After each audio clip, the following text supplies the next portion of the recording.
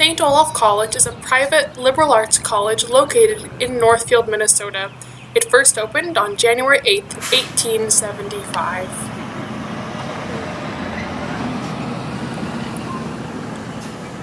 The post office has been around just as long. Hi, I'm Margaret, and I'm one of the two mail room, post office, mail services associates that work in here. I like working here because I love college students. I love visiting with them. I like working with them. And I guess that's why I stay here. I kind of look at it as it's just one long coffee break. This post office originally, of course, started in Old Main when the college was just in Old Main, and then the post office moved to the library. And in the 60s, when the old Student Center, which is now CAD, was built, and then in 99, when Bunch Rock was built, we moved into this area, and the Print Center was moved into this area as well.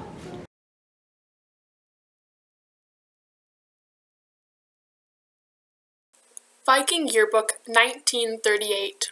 Antiquated Old Main with its post office and bookstore and score of classrooms still seemed to be the hub of the campus.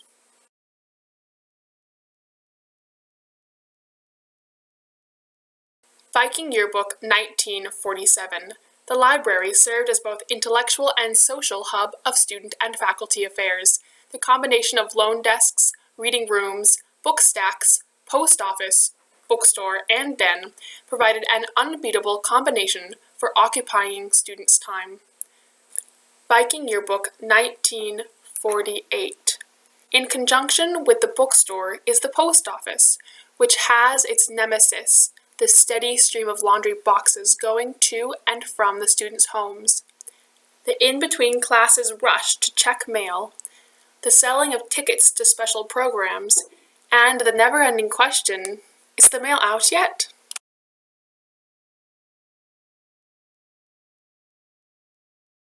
So as you walk in the front doors, like from the Bunch Rock, or what would that be, the east side, as you walk in those doors, the King's Dining Room used to be in the back of that building.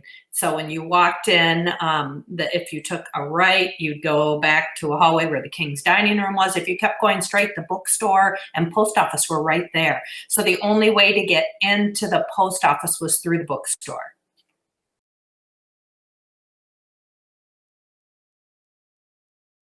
So there used to actually be 3 departments in here. There was the print center, the post office, and then mail services.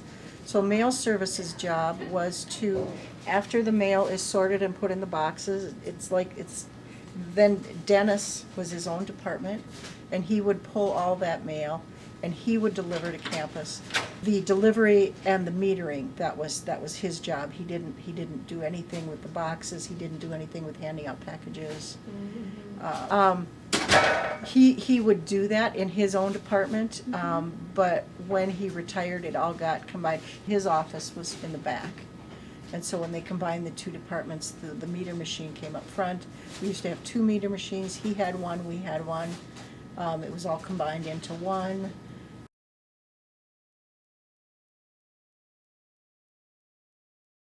For many years, mail packages did not have a tracking number, and they were not trackable. If you wanted tracking on it, you had to insure a package or certify it. In the last 5 or 10 years, they've gone to everything having a tracking number, and so we switched our system. Before that, only the FedEx, the UPS, maybe the DHL packages had a tracking number, and it could be traced. So if we had a package that could be traced, we recorded them in books like this. We'd write the name and the number. Then we'd write the corresponding number onto the package. We would write the date on it, and we had a color code system. If it was written in the blue book, the packages were labeled in blue. If it was a UPS, they were labeled in red. We were trying to be as efficient as we could, but once everything had a barcode, we knew there was a better step. We worked with our IT department, and they came up with a program that is way better than any of the commercial programs that I looked at for several years. I did not like them and did not want to change the system. But then when someone would ask for a package, holy smokes, we would have to look up the date, go through these records, go through UPS records. It was a lot of work. It used to be if you got a package, you got a package slip. First name on the box, second name on the box, and third name. So we went around and you would call off a name, and if you were the first name on the box, you would get a slip in this, and you would bring this little card around to our window and say, I have a package. I noticed that like now when you're scanning packages for students, like you scan that on the computer and like there's no slip. We used to have the red slip or the blue slip depending on if it was the first person on the PO box or the second person, so that you knew if you got a package or something that you had to go pick up. And I don't think that is done much, and I'm sure it makes it way easier for you guys just to do your jobs in general when you have it all on the computer and you're not trying to figure out which notebook it came out of, because at some point, we just sign something in a notebook, or something like that. So 35 years ago, we did get a lot of packages, but they were homemade goodies from mom and grandma. And nowadays, a care package is something that mom went online and ordered from Amazon with your favorite snacks in. And students probably like that just as well. There are more packages than there used to be, but there's just a fraction of the letter mail that there used to be. When we used to get 4 big trays of letters on a typical day, now we get about a quarter of a tray. There are a few students who get a letter every day, but I would say most students here probably never get a mail in their 4 years that they are on campus. Magazines used to be a big thing, and now we probably get 4 or 5 a day, and that's it. It used to be 100 a day. I really can only say that the post office in the mid-60s, when I was there, was the main method of communication. We used to get, when I first started here, we used to get a lot of the Netflix on disc. And we got a lot of those. And there is no such thing anymore.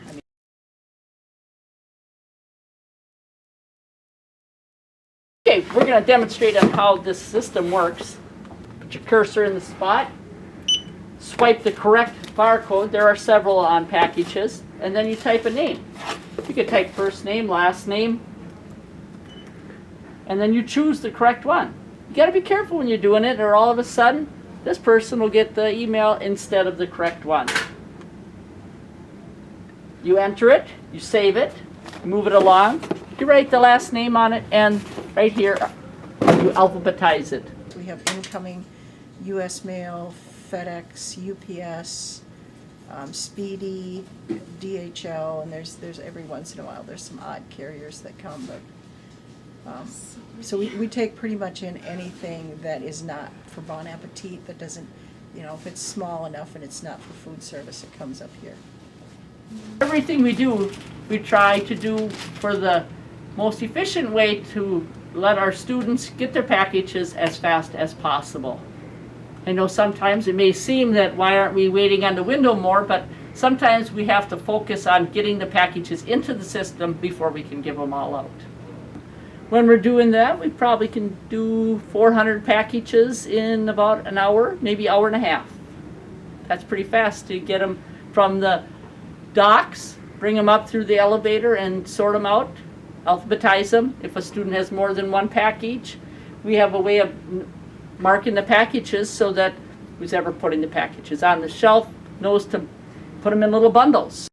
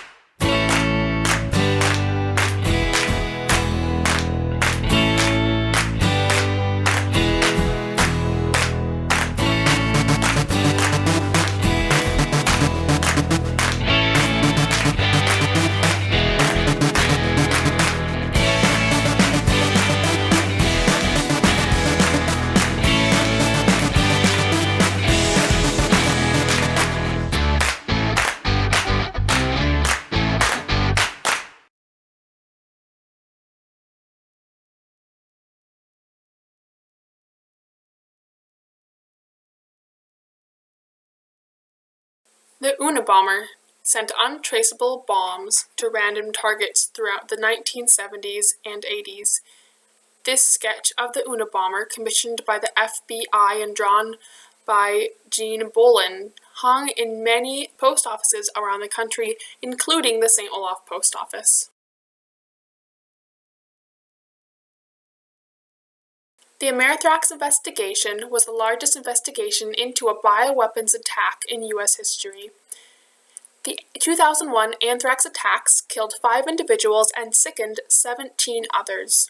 This picture is of a laboratory technician holding the anthrax-laced letter addressed to a senator. And in the fall of 2001, when 9/11 happened, we went through like this huge scare of like anthrax coming in through the mail and stuff like that. And so they stopped letting us check in packages, at least for a while. Obviously, we had to be very careful, like with mail in general, like, you know, we wore gloves for a while just in case like there was anything on the mail. And we never had anything like that happen. It was just one of those things that was happening in post offices like across the country. Not every post office, obviously, or anything, but randomly showing up places. And so it was a big scare at the time, but we never had anything like that happen. So the anthrax scare was quite a few years ago. And it was a white powder that people were sending in envelopes. And it could be either inside the envelopes or on the envelopes. And of course, we were trying to be careful so we didn't get anthrax poisoning because it was incredibly deadly. Yeah, we wore gloves and we were very careful. And I do remember them being like, if you don't want to sort mail, like we can find something else for you to do, which I mean, I never had a problem with, obviously, but I think it was just one of those, like, how do we keep you safe if there's a potential for something to happen when you don't necessarily know it's going to happen? It's not like it's something that's going to show up in like a bright purple envelope that's going to like, you know, start smoking. It just kind of freaked everybody out. I mean, they did it to scare everybody, but it only pertained to a few people.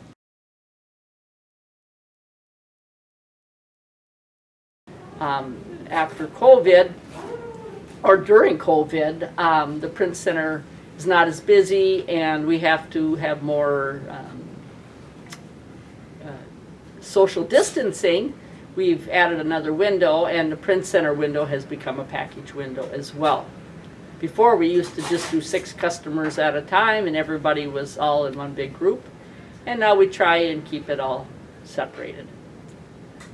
That's one of the changes. Some of the changes because of COVID, well, as you students all know, you can't go to Target every time you want to, and so there's a lot more shipping going on from Amazon and Target and Walmart, Sam's Club, all of those kind of places.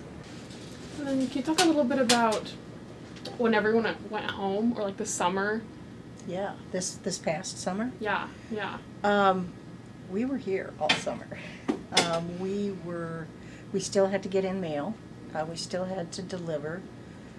We had the same, there was a lot less because there weren't many people on campus, but we still had the same jobs, the same duties. And because we were on a hour reduction furlough, we had to do it in a lot less time. Normally during the summer we're here from 8 to 3, and during the summer we were here from 8 to noon. So it was really hard to get everything done because you had to sort the mail, you had to deliver the mail, you had to do any little billing or any other tasks that you have. It was hard because you had the same amount of work to do, but just a lot less time. And there were 3 weeks, I think, there was no one on campus. So all the halls were dark. All the offices were locked. All the buildings were locked. You had to have your OLI card with you. It was creepy. And that was one thing during the summer last year, is everybody would get an email from their package, and there might be 100 packages. And since there was no one on campus, we had to figure out how to either get the people their packages or return the packages to sender. That was kind of a lot of work because we had hundreds of packages here. After a week, what do you do with all those packages? People didn't intend for them to stay here, but because they all left so suddenly, we had to figure out what to do with them, and then there was all the students that moved out. There were hundreds and hundreds and hundreds of boxes of personal, especially the kids that graduated. I mean, we could send 40, 50 packages in a day, and you, like I said, you still had the same amount of work to do, but we were moving kids home via FedEx. So that was something that was really, really new. That was a lot of work.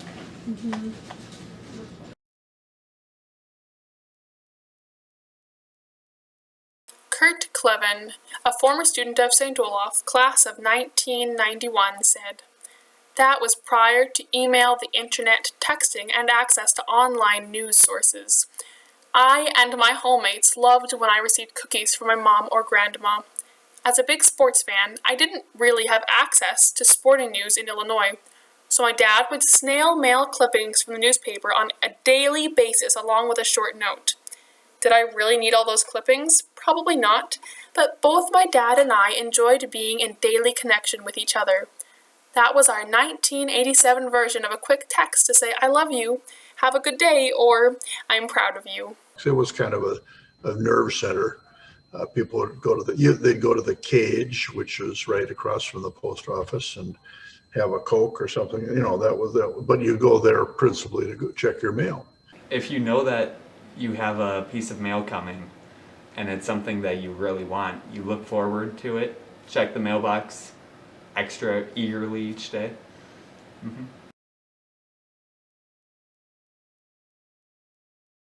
Is there anything you dislike working in the post office? Being on your feet all day long, literally. I mean, I like walking, but sometimes your feet get really, really tired by the end of the day. Now, I liked the post office, but there are set hours, and there was, I mean, that was, it's, you can imagine, it's customer service. Same thing with the bookstore, like, and there's the weekends and holidays and graduation and all those where you were expected to be on campus, and reasonably so, but I don't miss working those hours. Sometimes there's like mistakes that happen when people write like wrong names and stuff, and like it's sometimes hard to find them, but in the end we do find them, which is great. Just the process can sometimes be a little tedious. But. Sometimes, especially in the afternoon or on a Saturday, you end up sitting around for quite a while, just sort of not doing too much. But you always find ways to entertain yourself, but sometimes those days can be slow. My name's Amelia, Cersei Jorgensen. Sometimes I wish we were able to get some more hours, because there can definitely be an issue with that, especially in relation to other campus jobs.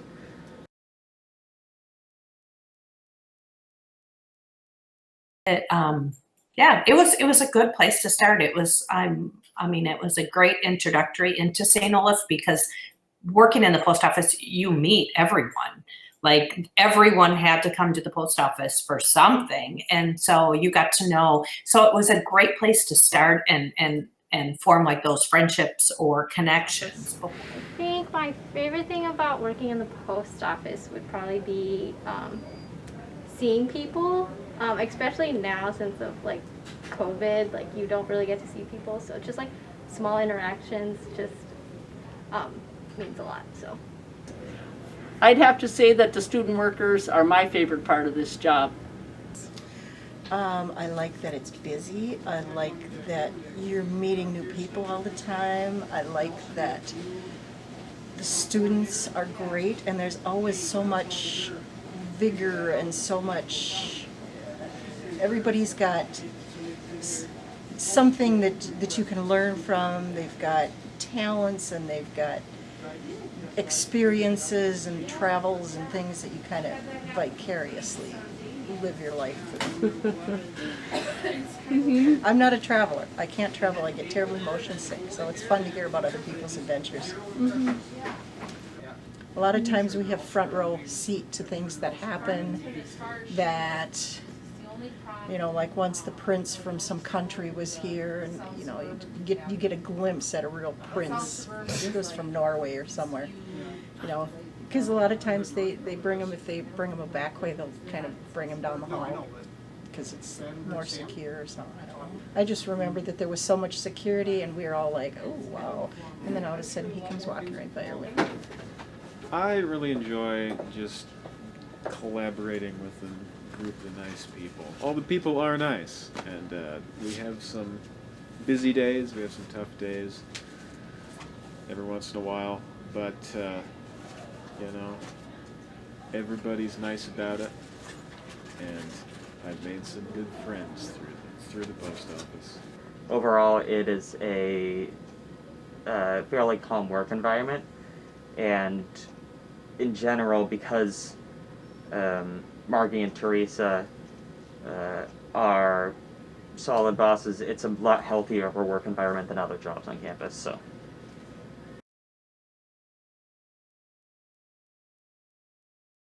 They're friendly and helpful.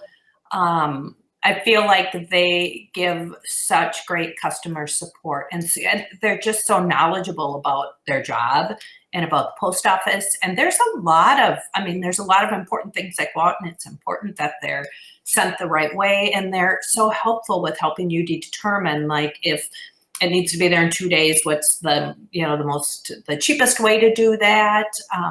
Yeah, great people to work with. Great people. Yeah. I agree. Yeah. Because I want them to know how much the campus appreciates their good work. I really love both of them. I used to actually, it was always fun to come back to school. Like anytime I would come back down to school, I would stop into the post office in Prince Center to say hi. I loved working with both of them. I still love seeing them both every day. They're great people, obviously. Super fun and easy to work with. Obviously, they know very well what they are doing because they've been doing it for a good long time, and They certainly have certain ways that they want things to be done, but they're never mean about it.